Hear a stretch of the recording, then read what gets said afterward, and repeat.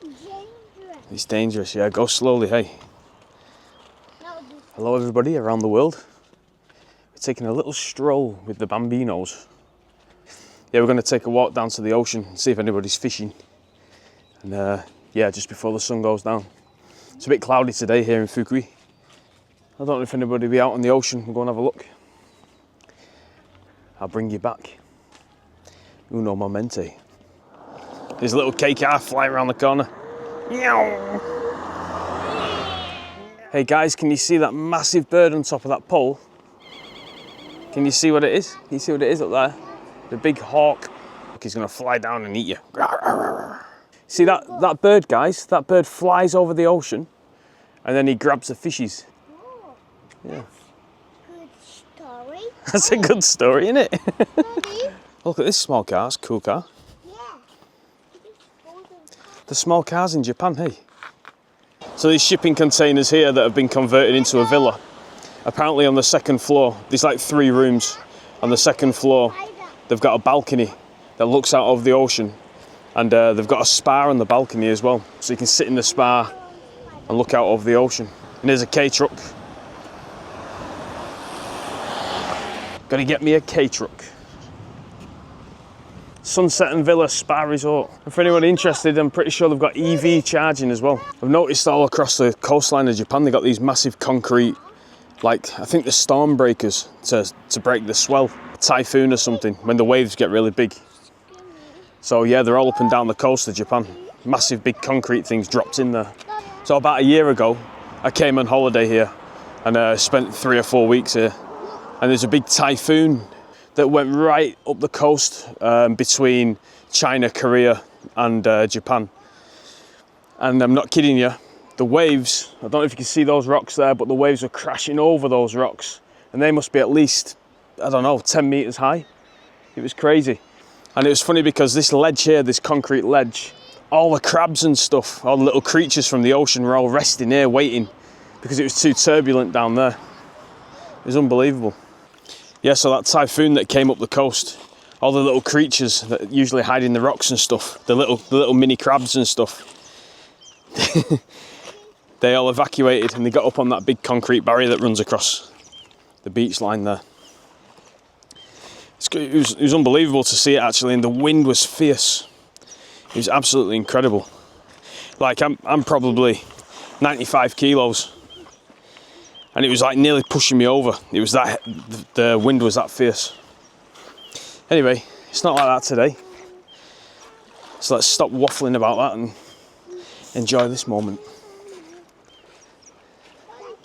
Yeah, so this little beach here doesn't look like much, but in the summertime it's absolutely chockers with families. It's really popular.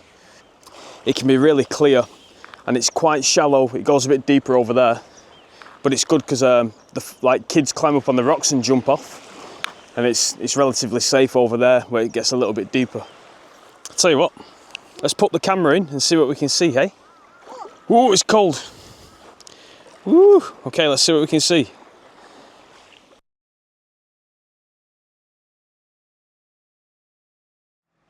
Well guys, this is a little seaside fishing village on the west coast of Japan. I reckon it's pretty cool. So I'm just going to take the kids to go and have a look at the boats and see what we can see in the water. Come along for the ride.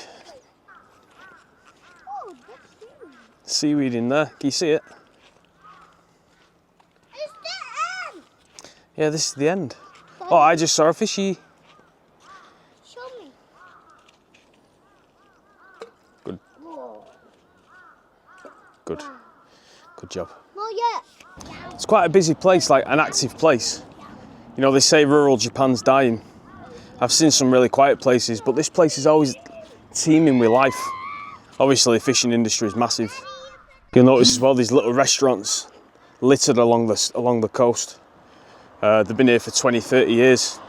That bus that's coming along, that bus goes to Fukui city centre. And this is the end of the line here. All the buses park around the corner. Pretty much you can put your bum in a seat here and go all the way into the Fukui city centre where the big animatronic dinosaurs are. So it's rural, but it's connected. So it's like a nice mix.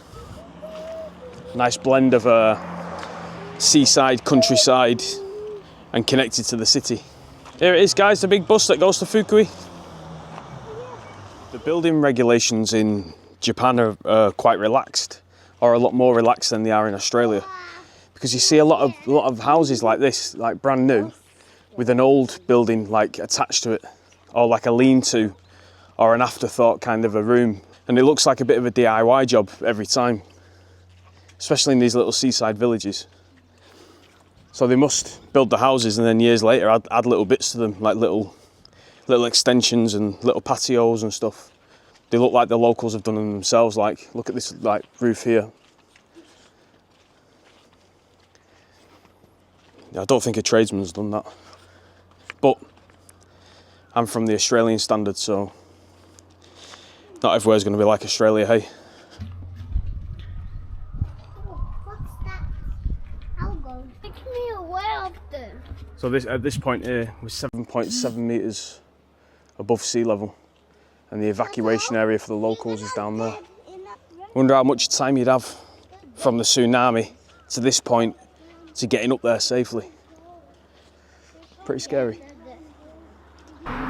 Here's another one, 7.4 metres. Here's a question for you. Could you live this kind of lifestyle in a little fishing village in Japan? 40 minutes from the big city. On the Echizen coast. Quite a peaceful lifestyle. You'd have to get into fishing and you'd have to buy a boat and get into fishing, definitely. I would anyway. I ate some sashimi the other day. Really good actually. Didn't smell fishy or anything like that. It was just like a really soft meat, like a steak. It's really tasty. Have you guys tried sashimi? Fresh sashimi. A little bit of soy sauce, a little bit of wasabi. It was really good. Let me know in the comments, do you like sashimi? This is bizarre as well, a cigarette machine. Accessible by children. It's really old-fashioned. So you can get yourself a can of pop and a 10-pack of cigarettes. Japan's so advanced in some ways, but ancient in other ways and behind the times. And having a cigarette vending machine on a path where kids walk to school, it's not very good, is it? Well, thanks for joining us, guys, on our little trip down to the where the fishermen moor the boats. Thanks for joining us. The kids have enjoyed it. Now we're going to go back and have some dinner. I think Mummy's got us karagi for dinner. See you on the next one.